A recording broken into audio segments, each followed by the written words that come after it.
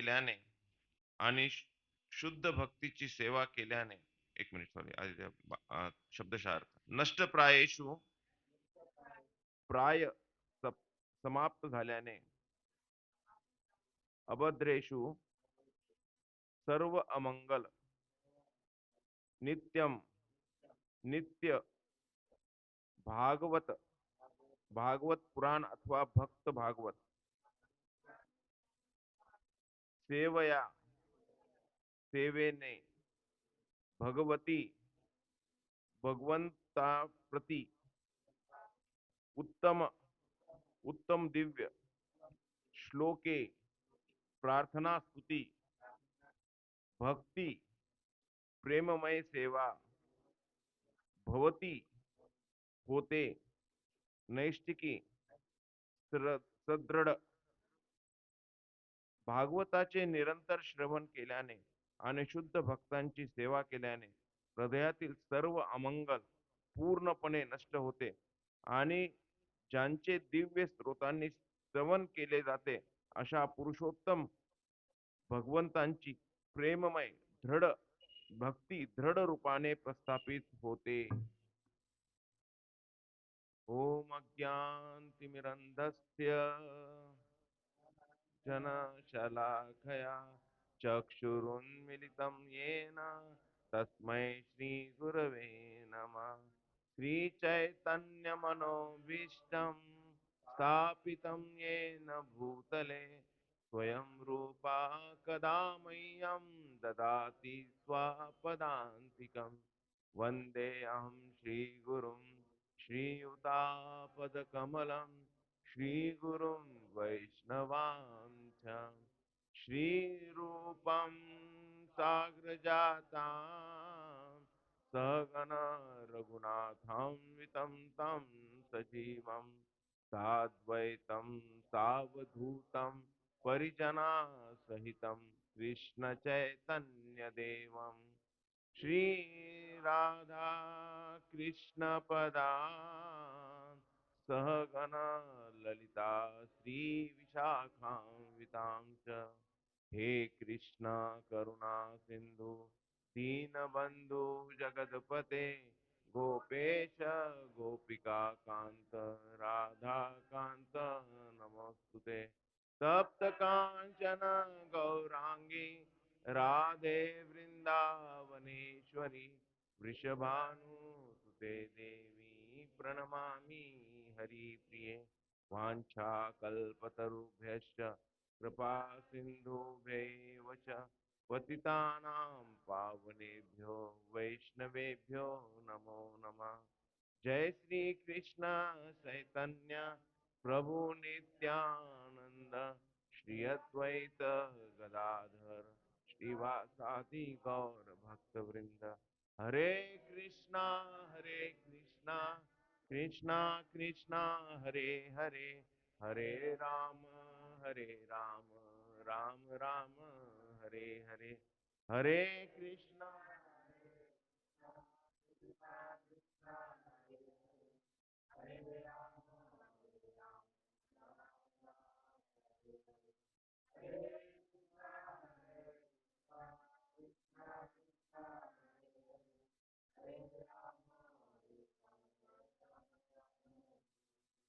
मुखं करोति वाचालं पंगुं लंघयति यत्कृपातमहं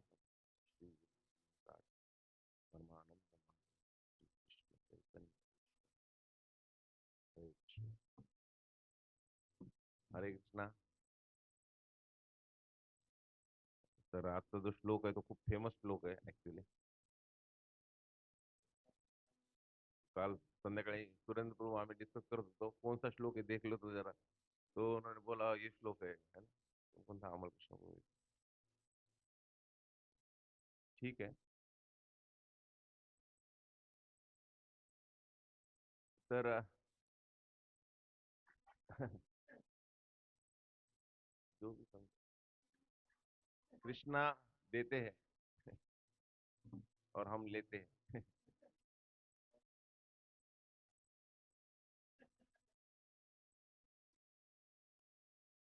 तो नष्ट प्रायेषु अभद्रेषु नित्यम भागवत सेवया. तो हमने इससे पहले के कई श्लोकों में देखा है कि नष्ट प्रायेषु अभद्रेषु, कि हमारा जो उद्देश्य है आत्मा का, वो उद्देश्य क्या है? क्या है? अल्टीमेट उद्देश्य है कि भगवान की प्राप्ति, परमात्मा की प्रेममयी सेवा, ये एक आत्मा का अल्टीमेट उद्देश्य है। अब प्रॉब्लम क्या है कि ये उद्देश्य सफल करने के लिए हमें नाना प्रकार की विधियां बताई गई। और इस कलयुग में, मतलब जैसे हमने देखा है कि सतयुग में अलग विधि है, द्वापर युग में अलग विधि है, त्रेता युग में अलग विधि है, कलयुग में क्या विधि बताई गई? हरे नाम संकीर्तन।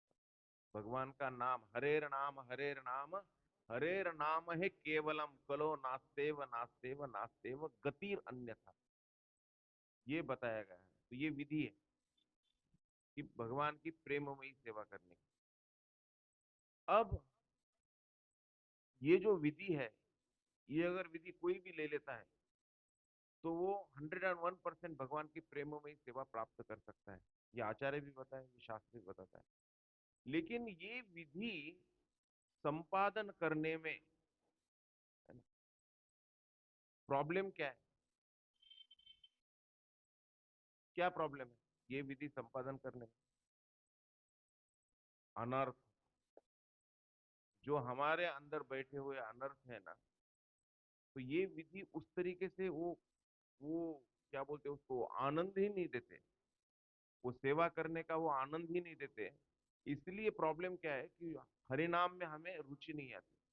वरना हरि नाम इतना इजी प्रोसेस है, कुछ ज्यादा करने का नहीं है। सिर्फ हरे कृष्णा कृष्णा कृष्णा हरे हरे, हरे राम राम राम हरे हरे, बस यही भगवान का नाम लेते रहना है। अगर कोई बोलेगा कि आप कुछ नहीं, ऑफिस में बैठो, है ना, ऑफिस में कुछ करना नहीं है आपको, है ना, आपको सिर्फ क्या करना है, बैठना है, और ये पुस्तक इधर से उधर रखना है, ये पुस्तक इधर से उधर रखना है, ये पुस्तक से उधर, तो आप बोलेंगे आह। और आपको सैलरी मिलेगा कितना? 4 लाख रुपए पर महीने। तो आप बोलेंगे वाह वाह वाह, है ना, इजी टास्क है, क्या है इधर से पुस्तक उधर रखना। तो आप सोचो ना, ये अल्टीमेट धाम जो गोलोक भगवान का जो धाम है, वहां पे जाने का टिकट मिल रहा है, वहां पे भगवान की सेवा करने का चांस मिल रहा है। करना क्या है? कुछ भी नहीं करना है, सिर्फ हरि नाम लेना है। कितना इजी प्रोसेस है। लेकिन ये काम करने में दिक्कत है। प्रॉब्लम क्या है? ये जो 6 अनर्थास बैठे हैं, काम क्रोध लोभ मोह माया मत्सर, ये ये जो कर्तव्य है, ये जो कार्य है, ये प्रामाणिकता से नहीं करने देते।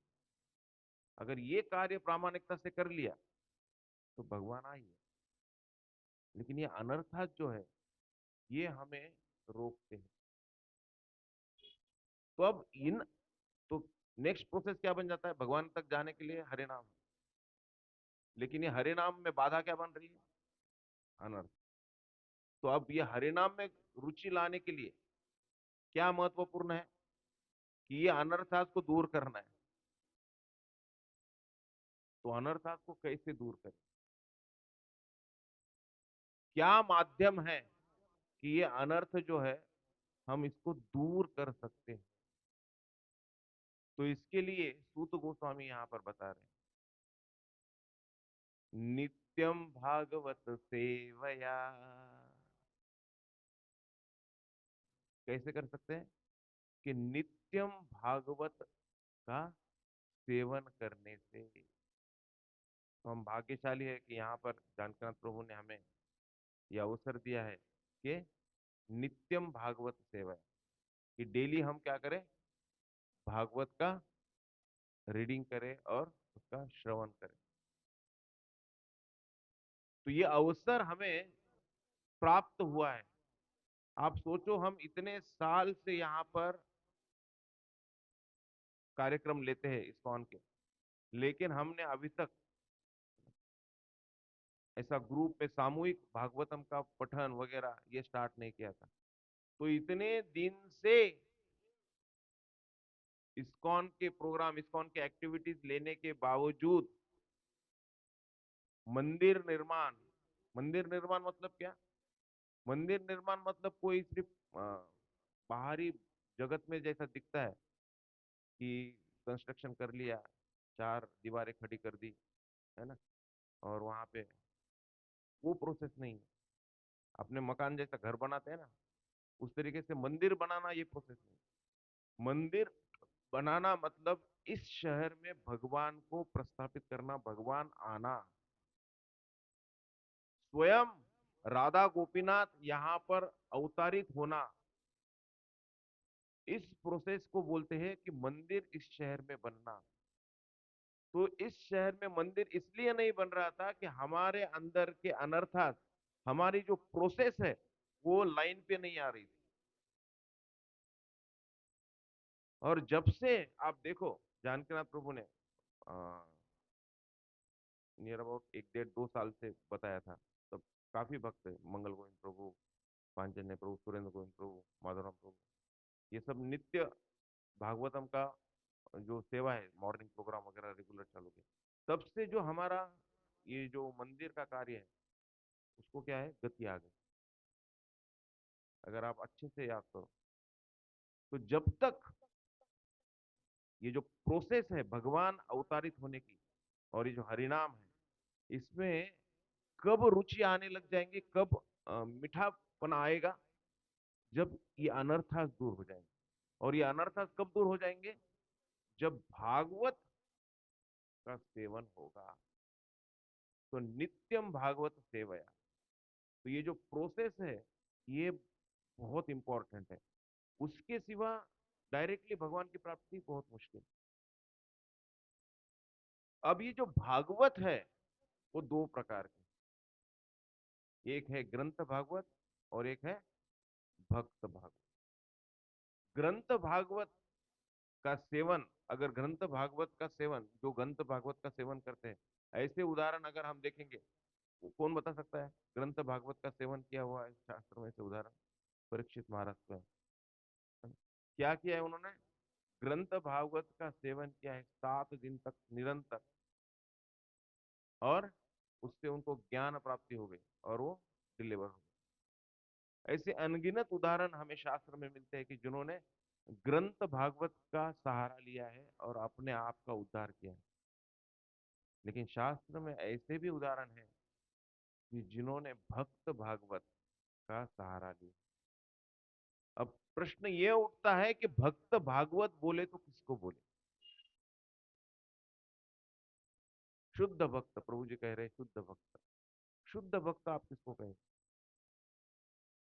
अनर्थ जिसके अनर्थ निवृत्ति हो गई है। अच्छा, अनर्थ निवृत्ति हो गई है ना? इसका प्रमाण क्या है? इसका प्रमाण क्या है?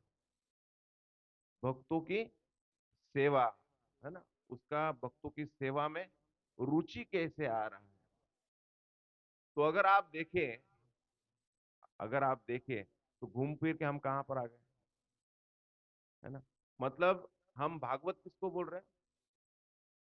ग्र- जिसने भागवत जो है, भक्त भागवत, इसका व्याख्या ऐसा आता है कि ग्रंथ भागवत में जो बताया गया है वो जिस व्यक्ति के अंदर साक्षात रूप से दिखाई देता है उसको बोलते हैं भक्त भागवत।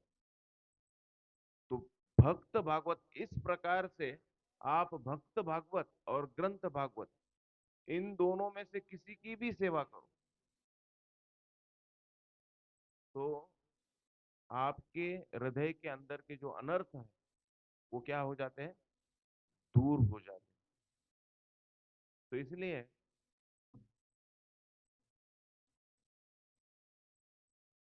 मंदिर में, है ना, इसका परवर्टेड रिफ्लेक्शन हो जाता है कि महाराज आ रहे हैं, या फिर कोई भक्त आ रहा है बाहर से, या फिर कोई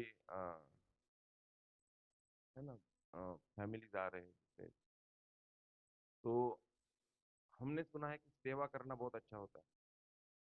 तो हम क्या करते हैं, उस सेवा करने के पीछे का मुख्य उद्देश्य को थोड़ा सा बाजू में रख देते हैं और हम कंपटीशन में आ जाते हैं कि किस प्रकार से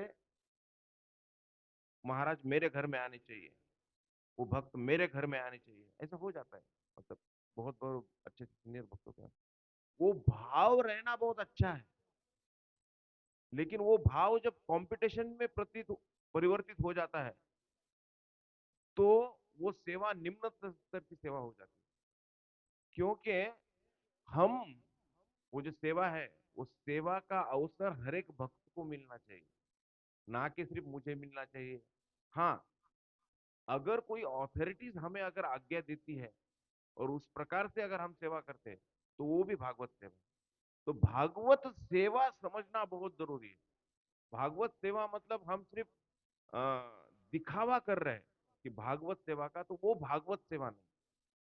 भागवत सेवा मतलब फिजिकली सेवा करना तो है ही है, लेकिन उसके अलावा उनके आदेश, उनके इंस्ट्रक्शंस को फॉलो करना भी भागवत सेवा है। तो आप देखो, अगर कोई व्यक्ति नित्यम भागवत सेवया करता है तो निश्चित रूप से भगवत प्राप्ति का अधिकारी बन जाता है, भगवान की प्राप्ति उसको हो जाती है। मातंग ऋषि का उदाहरण हमें पता है कि उन्होंने 9 साल की एक लड़की को बताया था कि मैं जा रहा हूं और तुझे रुकना है। क्यों? क्योंकि त्रेता युग में प्रभु राम आने वाले हैं, मैं भगवत धाम जा रहा हूं, तुझे रुकना है, क्योंकि त्रेता युग में प्रभु राम आने वाले हैं और तुझे उनकी सेवा करनी है।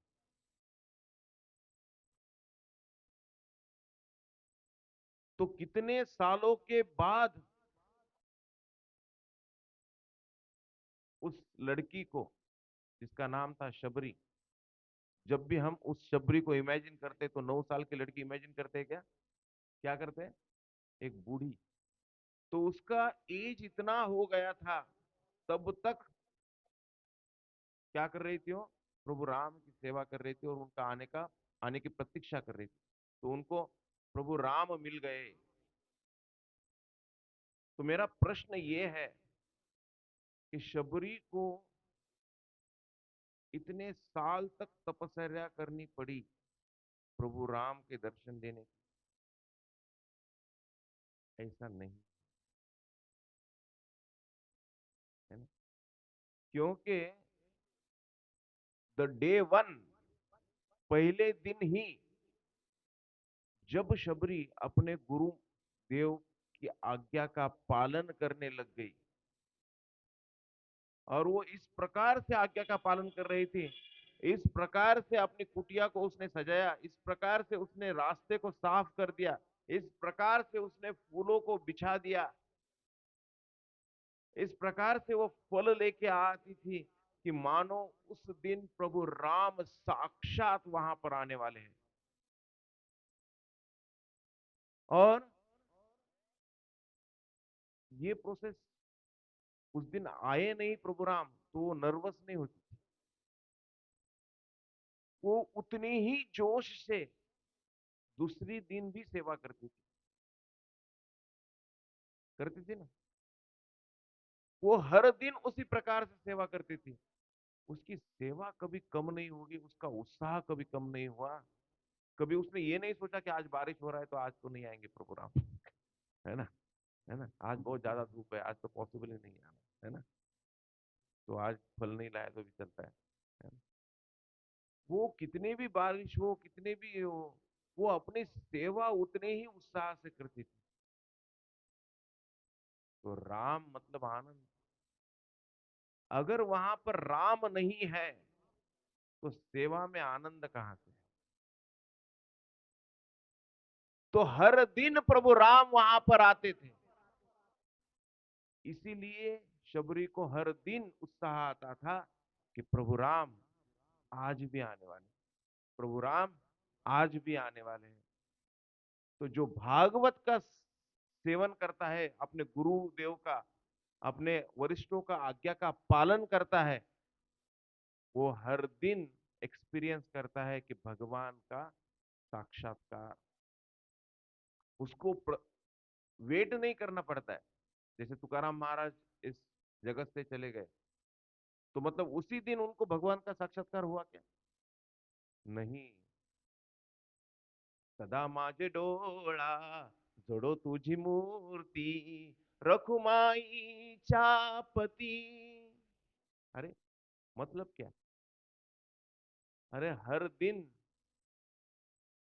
दिन उन्हें साक्षात भगवान दिखते।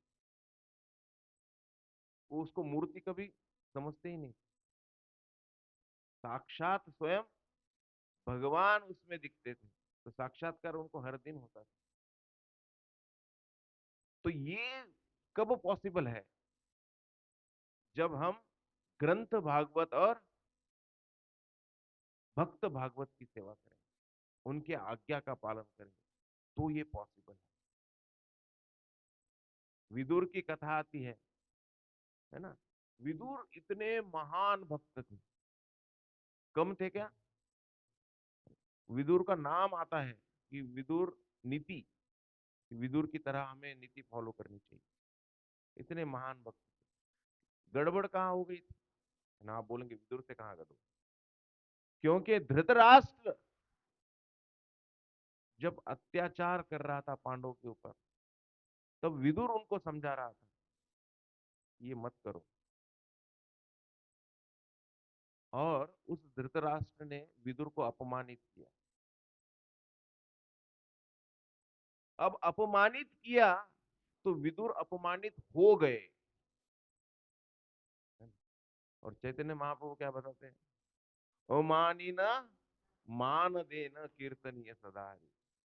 तो वास्तविकता से धृतराष्ट्र ने सच में अपमानित किया था। मतलब ऐसे नहीं कि उन्होंने कुछ अच्छा बोला था और ये अपमानित हो गया, वास्तविकता में अपमानित किया था। लेकिन होता है ना, ये अनर्थ है कि हम अपमानित हो गए। हम अपमानित हो गए, ये भी अनर्थ है। और विदुर कहाँ निकल गए थे? हमें पता है कहाँ निकल गए, कि वन में निकल गए। अब वन में निकलने के बाद उन्होंने हमने सुना है कि उन्होंने अलग अलग धार्मिक स्थलों का भ्रमण किया। अब अलग अलग धार्मिक स्थलों का भ्रमण करने से उनको भगवान मिल गए क्या? उनका हृदय शुद्ध हो गया क्या? नहीं। वहां पे उन्होंने मैत्रेय ऋषि से श्रवण किया, और मैत्रेय ऋषि का उन्होंने जब सहारा लिया, तो मैत्रेय ऋषि ने उनको, भागवतम के कैंटो 3 में आता है कि उनको श्रीमद् भागवतम का वर्णन किया हुआ है। और जब श्रीमद् भागवतम, ग्रंथ भागवत और भक्त भागवत से ग्रंथ भागवत का श्रवण किया, तब विदुर वापस आ गए। और जब वापस आ गए, तो जिस धृतराष्ट्र ने उनको अपमानित किया हुआ था, उसी धृतराष्ट्र को उन्होंने ज्ञान दिया, प्रतिशोध नहीं दिया। और ज्ञान देके क्या कहा कि अब सब कुछ समाप्त हो चुका है, और आपके लिए उचित क्या है? वन में जाकर भगवान की सेवा करना, नाम लेना।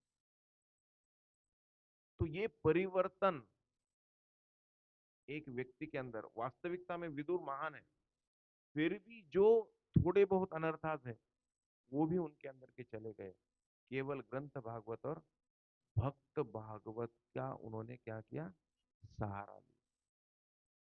तो बहुत महत्वपूर्ण है ये समझना कि कितना इंपॉर्टेंट है कि हम भागवत सेवा करें। आप लोगों ने ये सुना है, गुरु शिष्य और साधु का ट्रायंगल? मतलब क्या है? मतलब क्या? गुरु शिष्य और साधु का ट्रायंगल हमने सुना है, बहुत बार प्रवचन में भी यूज होता है। इसका अर्थ क्या है? कोई बताएगा?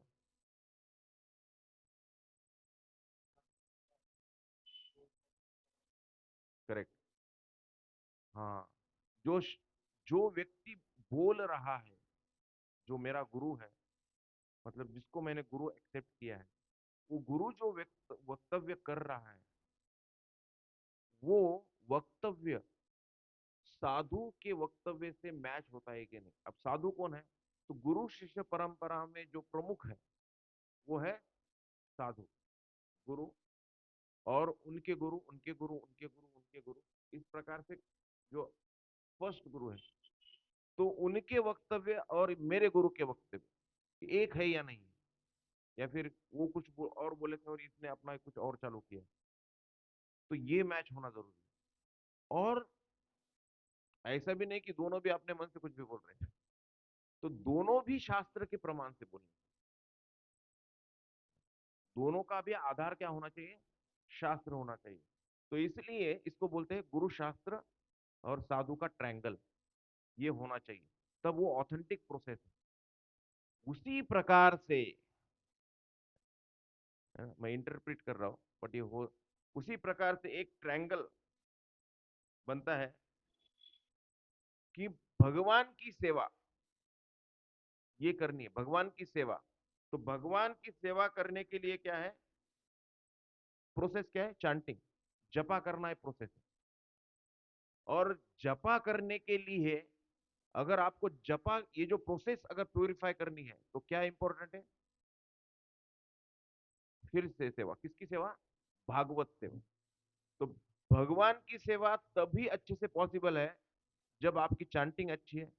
लेकिन अगर आपकी चांटिंग कब अच्छी है, जब आपकी भागवतम की सेवा अच्छी है। और जिसकी भागवतम की सेवा अच्छी है वो भगवत, जो भी भागवत सेवा अच्छे से करता है वो भगवत प्राप्ति के लिए एलिजिबल है। और भगवत प्राप्त जो भी भागवत की सेवा कर रहा है नेचुरली उसकी चैंटिंग भी अच्छी हो रही है, तो चैंटिंग अच्छी हो रही है तो वो भी भागवत के लिए है। तो इस प्रकार से वो भी एक ट्रायंगल बन जाता है। तो हरिनाम में रुचि नहीं आ रही है, इसका कारण क्या है, इसका इसका कारण है कि भगवत सेवा नहीं, और इसका परिणाम क्या है कि भगवान की प्राप्ति नहीं होती। अगर अगर किसी को हरिनाम से भगवान की प्राप्ति हो रही है, इसका मतलब क्या है, इसका मतलब यह है कि वो भागवत की सेवा करता ही है। और जो भागवत की सेवा करता है और उसको भगवान की प्राप्ति हो रही है, इसका मतलब नेचुरली वो हरिनाम में रुचि ले रहा है। तो इससे ट्रायंगल, तो ये समझना बहुत जरूरी है। तो हम अनगिनत उदाहरण शास्त्र में आते हैं, प्रभुपाद ने यहाँ पर, हाँ, तो इसमें भगवान भगवान की सेवा, हरिनाम, चांटिंग और भागवत की सेवा, और भगवत प्राप्ति मतलब भगवान की सेवा, अल्टीमेट भगवत प्राप्ति मतलब भगवान की सेवा, भगवान की सेवा, हरिनाम इज द प्रोसेस, और भागवत सेवा। क्योंकि भगवान की सेवा करने के लिए हरिनाम जरूरी है, और हरिनाम अच्छे से होने के लिए भागवत सेवा जरूरी है। तो ये ट्रायंगल बनता है। तो प्रभुपाद ने यहाँ पर परपट में उदाहरण दिया है कि किस प्रकार से नारद मुनि एक दासी के पुत्र थे। दासी के पुत्र मतलब वह वहां पे दासी पुत्र शब्द जो यूज किया है, इसका अर्थ क्या है ना, दासी पुत्र है ना, जनरली हम क्या है कि एकदम कैजुअल वर्ड्स में ले लेते हैं दासी पुत्र।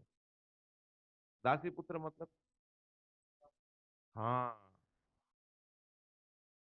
गाली देते हैं उस एंगल से लोग उसको, है ना, जिसके पिताजी पता नहीं है उसको, उसको गाली कहते हैं, गाली, है ना, हमने देखते हैं ना हमारे यहाँ उसको गाली कहते हैं। तो ऐसे स्त्री को भी पता नहीं कि इस लड़के के कौन पिता है, तो ऐसा एक मीनिंग है, don't take word to word, लेकिन उसका एक मीनिंग इस तरीके से भी होता है। तो दासी पुत्र, तो नारद जी जो थे वो ऐसे स्त्री के पुत्र थे, और उसका एक ही गुण उस स्त्री का अच्छा था कि वो क्या कर रही थी, ऋषियों की सेवा कर रही थी, तो भागवतों का संग भी। अब देखो कितने अनार्थास थे, उसके वजह से वो जो पुत्र है वो पुत्र भी नेचुरली भागवतों का संग करने लगा, उनका उच्चिष्ट सेवन करने लगा।